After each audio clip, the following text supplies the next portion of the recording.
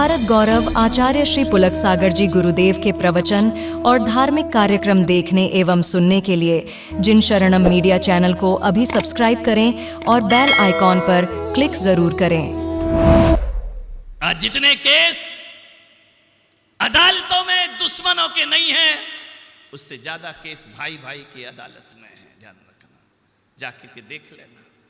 भाई की जमीन जायदाद के झगड़े हैं, व्यापार बिजनेस के झगड़े हैं, घरों की लड़ाइयां ज्यादा अदालतों में है। मान्यवर विचार करें। अलग अलग रहोगे तो नमक भी महंगा पड़ेगा और साथ साथ रहोगे तो शक्कर भी सस्ती पड़ेगी। ध्यान रखना, ये साथ साथ रहने का फल है मेरे भाई। कैसी जिंदगी? एक भाई गरीब है, निर्धन है, दूसरा भाई लाखों कमा रहा है, लाखों रुपए कमा के मंदिरों में दान करता है, सोशल वर्क करता है, मंदिरों के शिखर पर ध्वजा चढ़ा रहा है, बड़ी बड़ी मूर्ति रख रहा है, और सगा भाई 10,000 की नौकरी करते फिर रहा है। मैं पुलक सागर आपसे निवेदन करता हूं कि तुम्हारी देवरानी 2 वक्त की रोटी का इंतजाम ना कर पाए और तुम लाखों रुपए में दुनिया के सम्मान बटोरते फिरो, तो मैं पुलक सागर कहता हूं कि याद रखना, यदि आप घर के भाई की सहायता नहीं कर सके, अपने परिवार का उत्थान नहीं कर सके, तो लाखों का दान तुम्हारा बेकार हुआ करता है। भगवान उस दान को कभी स्वीकार करने वाला नहीं है। ध्यान रखना, करोड़ों का भी दान कर दो तो परमात्मा की नजरों में तुम महान नहीं बन सकते हो। अरे मैं तो कहता हूं कि मंदिर का दान दूसरे नंबर पर होना चाहिए और भाई का सहयोग नंबर 1 पर होना चाहिए। आदमी का अपने भाई को मजबूत बनाओ, अपने भाई को इतना समर्थवान बनाओ। आपका फर्ज बनता है कि आप अपने भाई को बोले कि भाई क्या 10,000 की नौकरी करते घूम रहा है, चल फैक्ट्री अपनी है, अपन पार्टनर बन करके व्यवसाय करते हैं, अपन साथ रहा करते हैं। गैरों को पार्टनर बना लेते हो, भाई को नहीं बनाते हो। ध्यान रखना। मान्यवर, क्या स्थिति है तुम्हारे घरों की, क्या माहौल है तुम्हारे घरों का? भाई को भाई पर विश्वास नहीं रह गया है, खून को खून पर विश्वास नहीं रह गया है। ऐसे लड़ते हैं, ऐसे झगड़ते हैं। मान्यवर, आपसे निवेदन करूंगा, सबसे पहला तुम्हारा फर्ज है अपने भाई को। एक बहू थी, एक देवरानी जेठानी थी। एक दिन की बात है, जो कुछ भी आता जेठानी के पास पहले देवरानी को देती, हर चीज में उसे साथ बुलाती, कहीं भी जाती साथ रखती। एक दिन उदास थी देवरानी बहुत ज्यादा, इतनी उदास, इतनी उदास। 1 दिन हो गए, 2 दिन हो गए, महीनों हो गए। एक दिन जेठानी ने पूछा, इधर आ, क्या दुख है तुझे, क्या परेशानी है ये बता। बोले कुछ नहीं भाभी, तुम्हारे होते क्या परेशानी है। नहीं, तेरे चेहरे का रंग फीका दिखता है, उड़ा हुआ दिखता है, बता तुझे परेशानी क्या है, तुझे तकलीफ क्या है। तू मुझे नहीं बताएगी तो किसे बताएगी। उसने कहा भाभी कुछ दिन से बहुत परेशान हूं, टेंशन में हूं, डिप्रेशन में हूं, तनाव में हूं। बोले हुआ क्या? बोले देवर जी है ना आपके, वो शेयर मार्केट में सब कुछ गंवा बैठे हैं, अब उनके पास कुछ नहीं बचा है, सब बर्बाद हो गया पैसा, मेरे गहने भी चले गए, सब कुछ चला गया मेरा, अब कुछ नहीं बचा मेरे पास। तूने मुझे क्यों नहीं बताया? तुमसे कब तक लूं भाभी सहारा? कितना समय, हम समय तुम ही तो मेरा पूरा करती हो, अब तो तुमसे मांगने में हमें शर्म आने लगी है।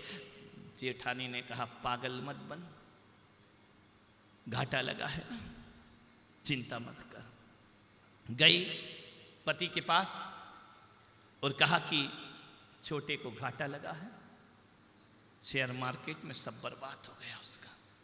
भाई ने कहा तो मैं क्या करूं? मैं क्या करूं? हेल्प करूं। काहे की हेल्प करूं? वो नहीं कमा सकता जिंदगी में कभी, वो कुछ नहीं कर सकता है। जब भी हेल्प करो बर्बाद करके रख देता है। कितना पैसा दिया, कितना सहयोग दिया, जब देखो तब वह बर्बाद करके बैठ जाता है। जेठानी ने कहा इस बार देना पड़ेगा। बोले देना पड़ेगा क्यों? बोले बहुत डिप्रेशन में है, बहुत तनाव में है, तुम्हारा भाई है। बोले कितनी हेल्प करूं मैं?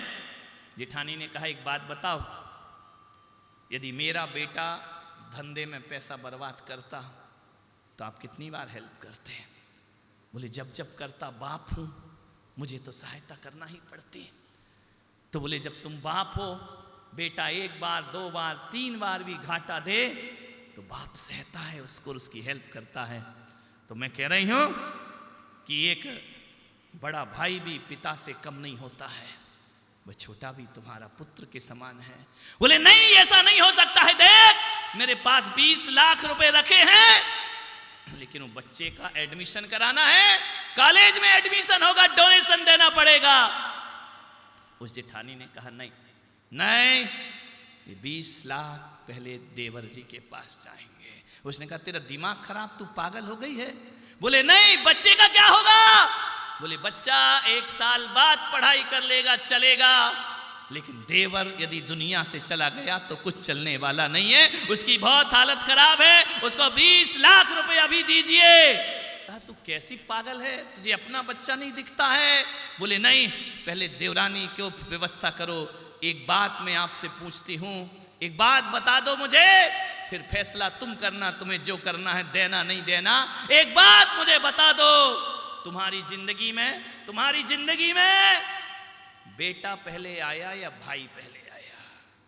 उसने कहा मेरी जिंदगी में भाई पहले आया। तो बोले सहायता का अवसर मिले ना तो औलाद से पहले भाई की सहायता करना चाहिए, वो तुम्हारी जिंदगी में पहले आया है, उसका पहला हक हुआ करता है, उसकी पहले हेल्प करो। नहीं भाई भाई तो कर दें, ये गड़बड़ यहां से हो जाता है मामला, ध्यान रखना। यदि भाई भतीजे को देता है तो हाथ दबा देते हैं, कितना दे रहे, मेरा क्या होगा? ध्यान रखिए, घर को स्वर्ग बनाओ, गृह लक्ष्मी हो, तुमको लक्ष्मी बना करके लाए हैं, तुम तो बिल्कुल महिषासुर मर्दनी रणचंडी बनी रहती हो। ध्यान रखिए, आपसे मेरा निवेदन है। उसने जाकर के दिया, जैसे ही देवरानी के पास बहू जेठानी पहुंची, उसने कहा चिंता मत कर, पकड़ 20 लाख, नया व्यापार शुरू कर, छोटा मोटा व्यापार शुरू कर, अपना घर बसा, चिंता छोड़ दे। मालूम है देवरानी ने नोट देखे और भाभी को देखा और कहा कि भाभी, आंखें भरी उसकी चरणों में गिर पड़ी। ध्यान रखना, कोई डांट डपट के समर्पण नहीं किया जाता है, बलिदान करो तो समर्पण मिला करता है। चरणों में गिर गई, बोले भाभी अभी तक मैंने सोचा था, सुना था कि देवियां मंदिर में हुआ करती हैं, आज पता चला जीती जागती देवी मेरे घर में भी हुआ करती है। ध्यान रखना, तू जीवंत देवी है, जीवंत देवी शक्ति है। ये घटना केवल कहानी नहीं है मेरे भाई, ये सच घटना है, ध्यान रखिए।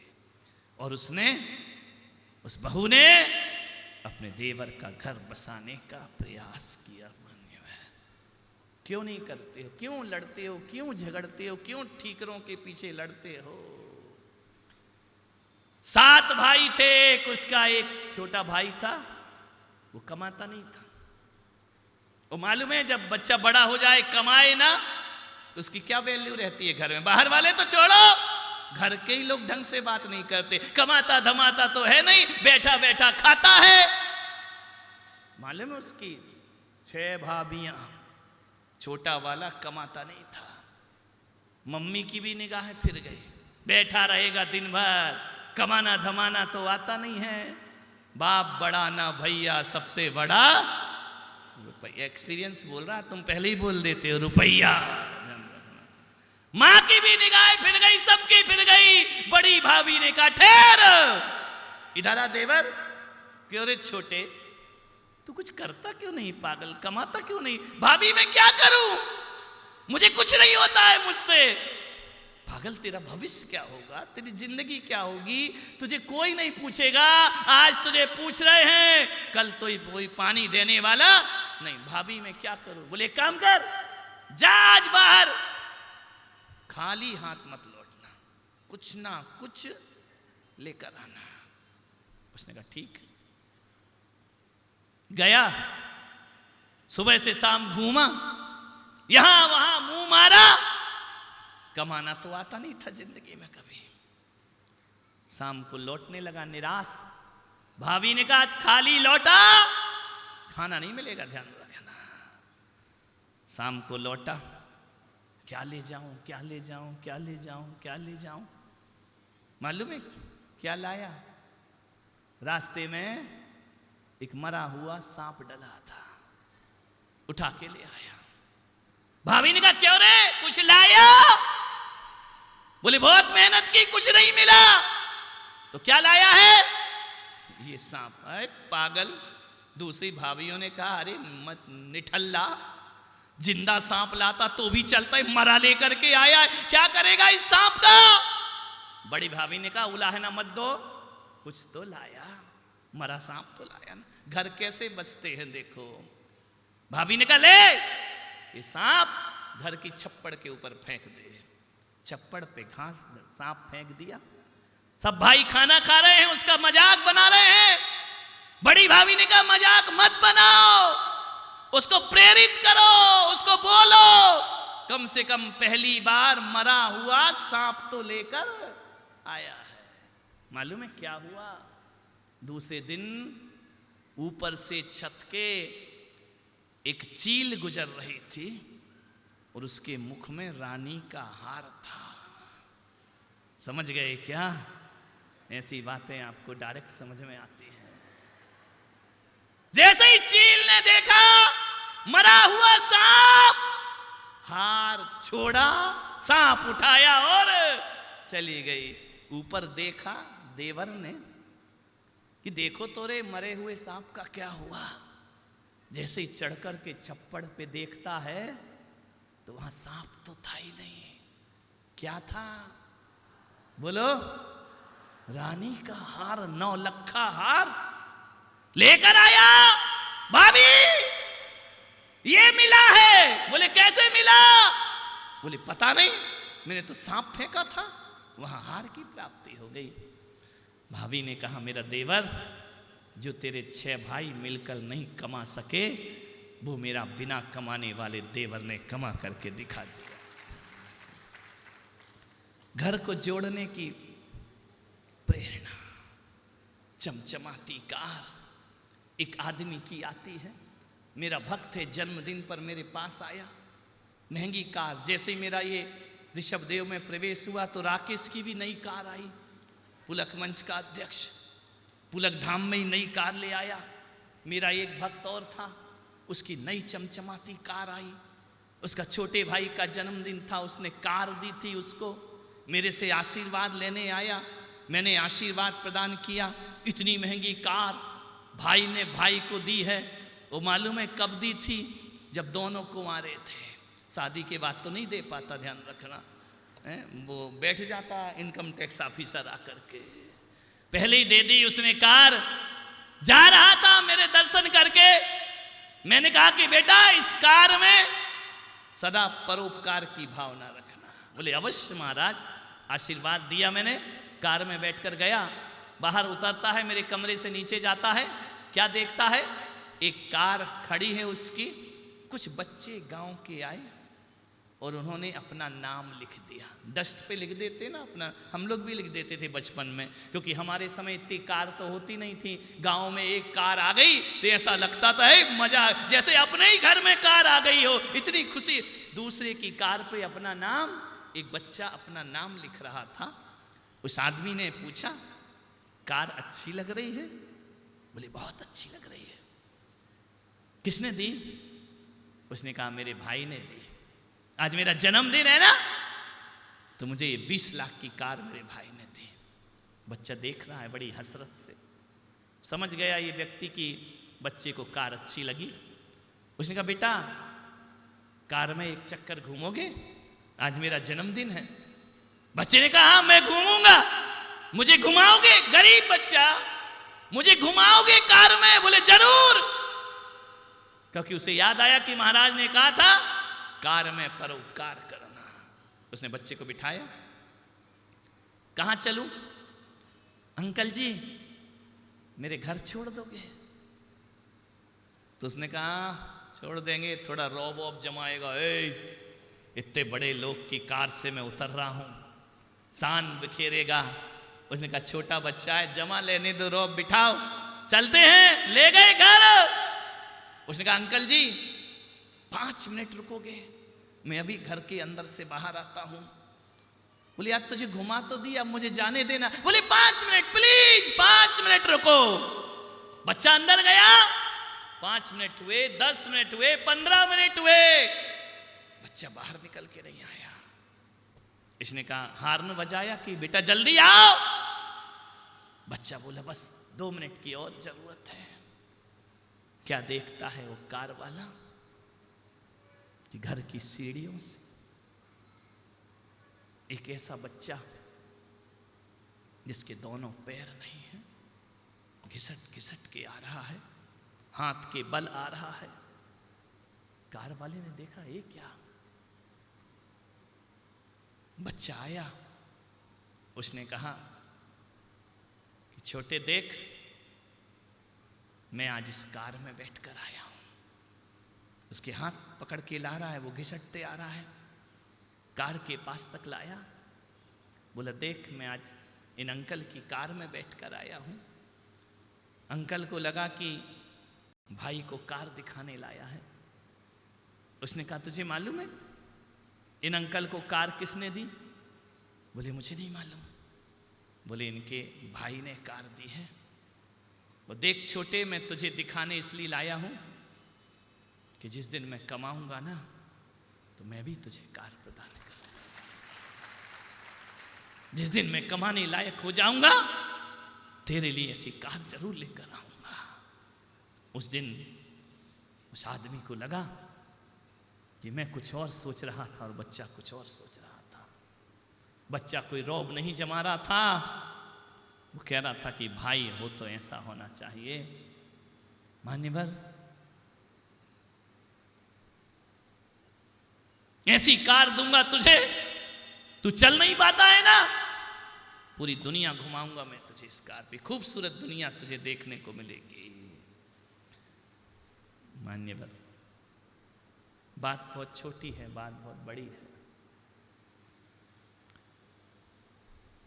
यही कहूंगा जब तक भाई भाई को क्षमा नहीं कर देता है, दुनिया का कोई भगवान तुम्हें क्षमा नहीं करने वाला है, ध्यान रखिए।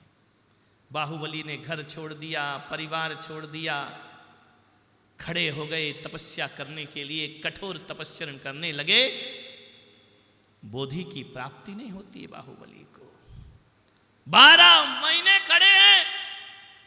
गोमटेश्वर की प्रतिमा देखो जाकर दक्षिण में, पैरों में बेल लताएं लिपट गई बाहुबली के, सांपों ने बिल बना लिए, चिड़ियों ने घोंसला बना लिए, जीवंत जड़वत हो गए भगवान।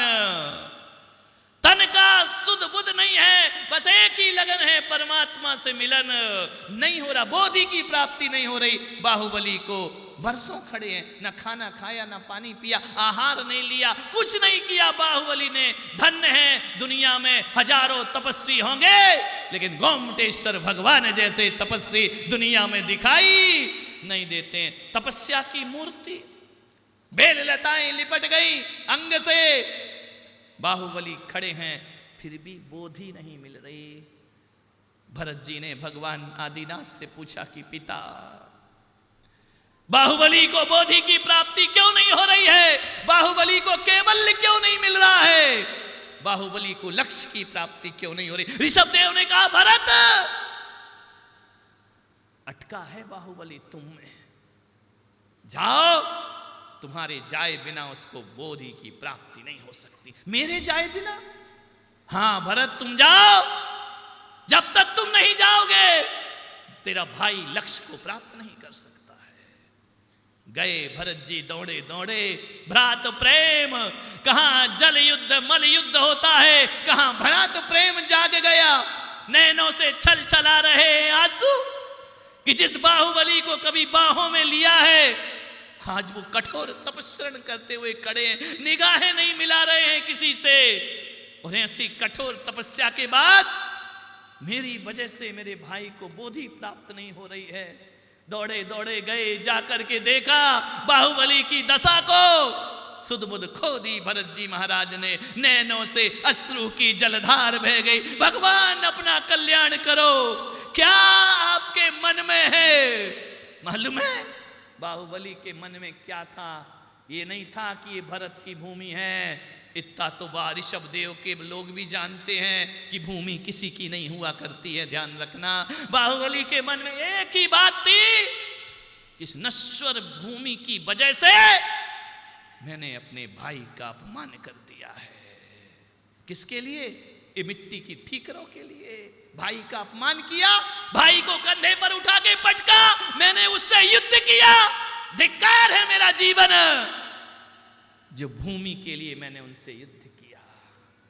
बस ये ग्लानि बाहुबली के अंदर थी, एक चक्रवर्ती का मान भंग किया मैंने इस नश्वर भूमि के लिए। भरत जी ने कहा, भगवान कैसी बातें करते हो? जब ये भूमि नश्वर है तो मान अपमान भी नश्वर हुआ करता है। छोड़ो ये व्यर्थ की बातें। हे बाहुबली, जाओ और अपने लक्ष्य को प्राप्त करो।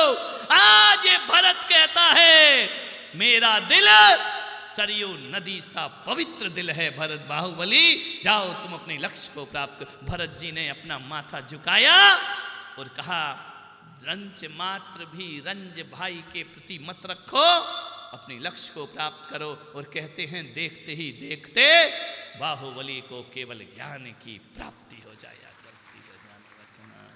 मान्यवर, अंतिम बात कह के समाप्त करता हूं कि दुनिया की दुश्मनी और भाई की दुश्मनी में बहुत अंतर होता है। पड़ोस की दुश्मनी आज करोगे कल मिट जाएगी, लेकिन भाई की दुश्मनी 7 जन्म तक हमारा पीछा किया करती है। ध्यान रखना। कमठ और पारसनाथ 7 जन्म तक भाई भाई की दुश्मनी रही, तो सबसे दुश्मनी करना, अपने भाई से दुश्मनी जिंदगी में नहीं करना, अपने परिवार को नहीं बिखरने देना। समय हो रहा है, 1 घंटा हो चुका है, मंत्री जी को भी जाना है, आप सबका भी समय हो रहा है। ऋषभ कथा का यहाँ आयोजन होगा। अभी तो मैंने केवल एक झलक दिखाई है। जब ऋषभ देव के चरित्र का वर्णन होगा ना, तो ऋषभ देव वालों तुम भी कहोगे कि ऋषभ देव में रहकर आज तक हमने ऋषभ देव को नहीं जाना था। ऐसा यहाँ पर कार्यक्रम होगा। आज मंत्री जी पधारे, जिला प्रमुख पधारे, उनके साथ में महानुभाव प्रमोद जी सांवला भी पधारे। और मुझे तो ये था कि मंत्री कहाँ प्रवचन सुनते हैं, वो तो अपना सुना के चल देते हैं, लेकिन आज पूरे उन्होंने सुना। मैं आशीर्वाद देता हूँ कि ये जो आपने सुना है ये पूरे देश के लिए काम आएगा, पूरे जगत के लिए काम आएगा। बस एक ही चीज़ याद रखना है, स्वार्थ त्याग के राजनीति पर आगे बढ़ो। जीवन की ऊंचाइयां अपने आप हमारे चरण चूमा करती है। ध्यान रखना। राष्ट्र के लिए एक नेता यदि ईमानदारी से जीता है तो एक नेता और संत की साधना में कोई अंतर नहीं हुआ करता है। ध्यान रखना। संत भी जगत कल्याण के लिए जीता है और एक नेतृत्व भी जगत कल्याण है। सम्माननीय नेता राजा जनक, जिन्हें सम्मान से याद किया जाता है, भरत चक्रवर्ती, जिन्हें सम्मान से ये राज सिंहासन पर रहकर भी विरक्ति का जीवन जिया करते हैं। ऐसा जीवन आपका बने और आपका जीवन मंगलमय हो। बहुत बहुत आशीर्वाद मैं प्रदान करता हूँ। आप सबने सुना, अनुग्रहित हूँ। जय